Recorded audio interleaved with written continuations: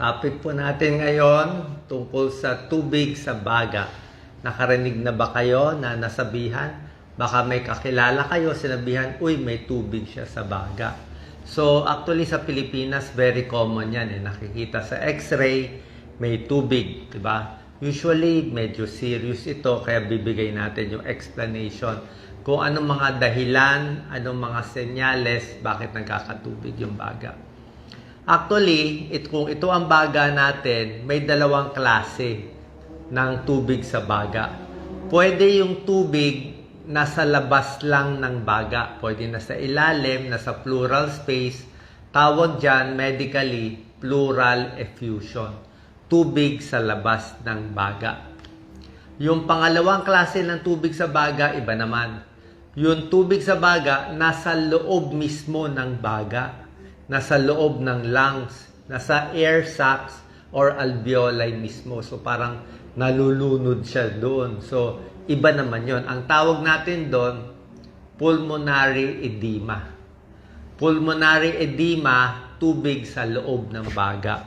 Pleural effusion, tubig sa labas lang ng baga. So tignan natin ha.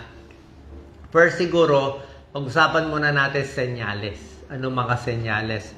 So kung ang tubig nasa labas lang ng baga, pleural effusion, medyo matagal-tagal bago magkakasintomas. Siguro pag medyo dadami na yan, sasakit na ang dibdib, may chest pain, pag marami na tubig sa baga, yung sa labas, pleural effusion, mahirapan na huminga, at meron ding orthopnea. Orthopnea, ibig sabihin, paghiga, hindi makahinga, parang nalulunod. So pag humiga siya, parang nalulunod. Kailangan uupo siya para siya makahinga. Yan ang senyales ng pleural effusion. Pero yung sinasabi kong pulmonary edema, yung tubig na sa loob mismo ng baga. Usually, ang cause nitong pulmonary edema ay heart failure. Pag mahina ang puso, congestive heart failure, kasi puso, di ba? May kaliwang bahay, may kanang bahay yung puso. So, minsan, pag mahina ang bomba ng puso, bilang cardiologist, alam ko po yan, pag mahina yung bomba nung left ventricle, nag-iipon yung dugo or yung tubig, yung fluid, nag-iipon sa baga. Nai-stack up kasi mahina nga yung pumping. Kaya tawag dyan, pulmonary edema, heart failure, yung tubig nasa loob mismo ng baga. So, nandito mismo. Ang nararamdaman ng pulmonary edema, mas malala. Mas malala. Ang naramdaman niya parang gasping for breath. Parang nalulunod. Talagang nalulunod siya kasi may tubig sa lungs mismo sa alveoli. So parang nalulunod, hindi siya makahinga, tapos minsan hindi na makasalita isang diretsong sentence, tsaka humuhuni na, humuhuni. Feeling niya parang nalulunod, okay? Tapos merong kakaiba itong pulmonary edema, lalo na kung marami ng tubig dito sa loob ng lungs. Yung ubo niya, inuubo siya Paano? Nasa loob mismo ng lungs niya. Ang ubo niya, ang plema, ibang klase kulay, pink. Pink na maraming bula-bula. Parang medyo laway ang dating Pink frothy sputum. Nakakita na ako niyan. Pink na parang mabula-bula kasi parang napupuno ng tubig yung lungs. Minsan dumudugo pa. So, cough with pink frothy sputum. Tapos, dahil nga heart failure siya, yung puso niya irregular din ang tibok. Mabilis ang tibok. Gasping for breath. Ninenervyos, nanginginig, nanlalamig. Usually, nagmamanas pa. So, ito talaga, extreme short of breath pag napupuno na pulmonary edema. Tulad nga ng sinabi ko sa inyo, pag yung tubig nandito mismo sa lungs dahil mahina ang puso. Bakit mahina ang puso? Mahina ang puso dahil may bara yung ugat sa puso.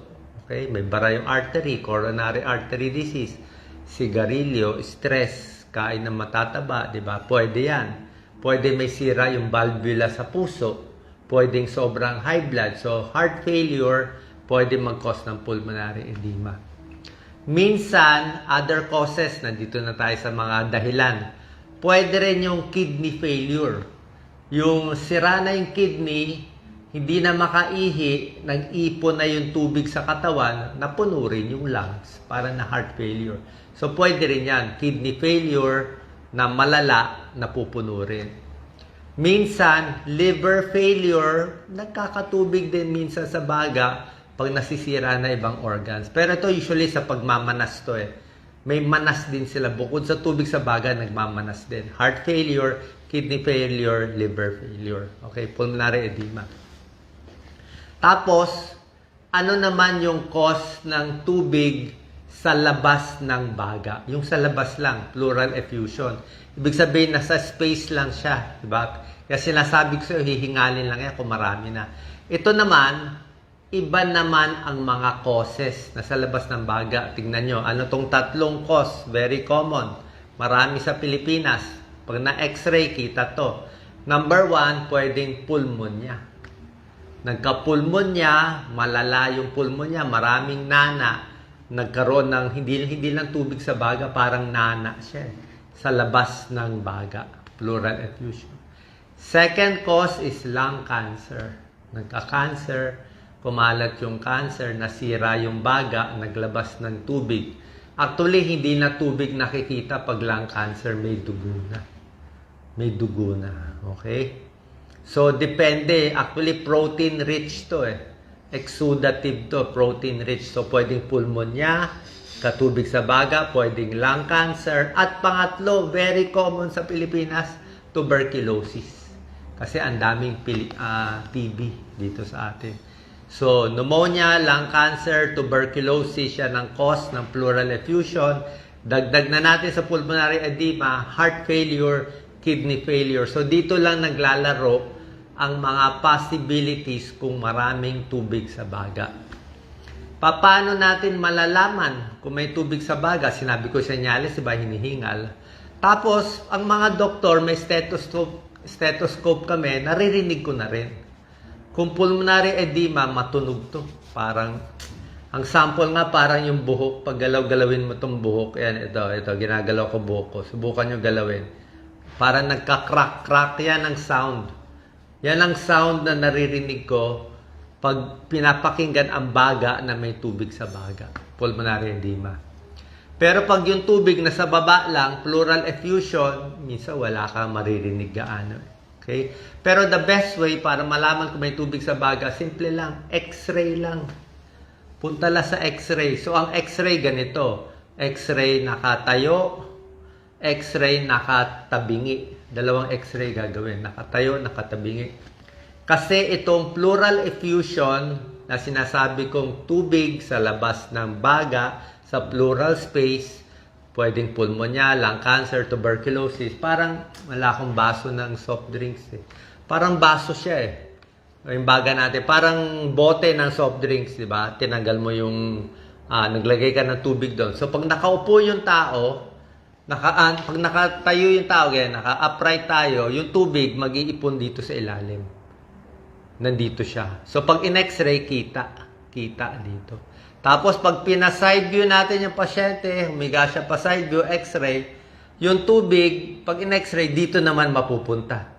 So yung tubig parang naglalaro pumunta dito. Pag umupo, ganyan tayo, nakagayan naman ulit tubig. Tapos pag sinide view, kita sa x-ray. Kaya pa nakita sa x-ray, may gumagalaw, ay pleural effusion yun. Depende sa kapal, sa dami. So, chest x-ray, pwede ring CT scan, kita rin sa CT scan. Meron ding ultrasound ng baga. Ultrasound, nakikita rin yung pleural effusion. Tapos, ang ginagawa ng mga doktor, ganito. Ito yung tinutusok yung chest. Thoracentesis ang tawag doon eh. Naglalagay ng maliit na needle, pero kailangan doktor lang gagawa. Kailangan masakto niya na yung tutusukin niya, dapat nandun yung tubig. Kasi mamaya tusukin niya yung wala sa tubig, butas ang baga, delikado. Pneumothorax na butas, delikado yun. So dapat naka-ultrasound, nakita, nandito nag-ipon yung tubig, usually sa baba, tapos tinutusok. Pag tinusok, lalabas yung liquid. Pag lumabas na liquid, kulay dilaw na parang nana, ay pulmonya yan. Pag lumabas yung pag lumabas na liquid ay mapula, madugo, baka cancer yun. Mapula, dugo So, cancer lumaki. Pag lumabas medyo maputi lang, baka heart failure, pwede rin. O baka tuberculosis, baka mas light colored. So, torasynthesis, para tanggalin yung tubig, kung sobra dami lang, bago nila ginagawa yan. Pero kung konti lang yung tubig sa baga, let's say, konti lang. Natatansya ng doktor yan kung parang 200 ml lang, 300 ml, hinahayaan na lang. Kung 500 ml o 1 liter, tinatanggal yan. So sabi mo, Dok, bakit naman iniiwan yung mga 300 ml lang o mas konti? Kasi ang gagawin natin, kung may tubig dyan, pleural effusion, or kahit dun sa pulmonary edema, binibigyan natin ng pampaihi ang pasyente. So bilang cardiologist, linya namin yan, binibigyan namin ng furosemide, mga Lasix, sa suero. So yung sinecheck natin yung inom ng pasyente, mas konti ang inom niya, pero pinapaihi namin ng marami, mga 3 litrong ihi. So parang tinutuyo natin yung katawan. So pag natuyo yung katawan, nabawasan yung tubig sa katawan, pati yung tubig sa baga, mababawasan. Either pulmonary edema or pleural effusion, matutuyo natin. Okay, so ganun ginagawa ng mga doktor. Plus, tatanungin nyo, Doc, anong gamutan dito? Anong gamutan sa tubig sa baga? Depende sa cause. Kung ang sanhi ay pulmonya, gamutin ang pulmonya. Kaya gamutin. Kung sakit ay tuberculosis, gamutin ng tuberculosis, kaya din. Pero kung lung cancer, medyo mas mahirap gamutan, chemotherapy. Pag heart failure, pampaihi, gagamutin yung heart failure. Pero pag heart failure kasi, dapat ano yung sanhi ng heart failure Bakit nanghina yung puso? Baka may bara yung ugat sa puso. Kung yung artery may bara, siyempre, gamot doon. Minsan, angiogram pa, angioplasty, may procedure pa. Pinubuksan pa yung ugat. May mga iba pang cause. Kung valvula, inaayos pa yung valvula. Kung high blood lang, gamot lang sa high blood, mas madali. Okay? Kung kidney failure, liver failure, kidney failure, minsan dialysis ang gamot. Okay? So, nakita nyo, yan ang mga possibilities. Pag may tubig sa baga, nakikita sa x-ray, yan ang ginagamit natin, mabilis. Nabigay ko na senyales. Tapos, paano tayo iiwas? Siyempre, para umiwas tayo, bawal manigarilyo. Talagang stop smoking. Diba? Maraming sakit, mababawasan. Stop smoking, pati alak, babawasan para hindi mag-liver cirrhosis. Asin, binabawasan para hindi magmanas. Diba? Huwag magpapataba, mas overweight, mas maraming sakit. Mas healthy ang kakainin. And lastly, syempre, pag may high blood, gagamutin yung high blood para hindi mahirapan yung puso. Pag may diabetes, gagamutin din yung diabetes para hindi mahirapan yung puso. Pati yung cholesterol ginagawa. Okay? So, sana po at least may idea kayo. Kung may tubig sa baga, pupuntahan nating doktor, pulmonologist, pulmonary specialist. Sila bahala mag-check up sa inyo. And hopefully, hindi naman ganun kalala para maagapan natin. Kasi nga, pag hindi naagapan to, delikado. Hindi kayo makakahinga, baka biglang bumigay na lang yung puso. So, ingat po. Share po natin sa ating kababayan.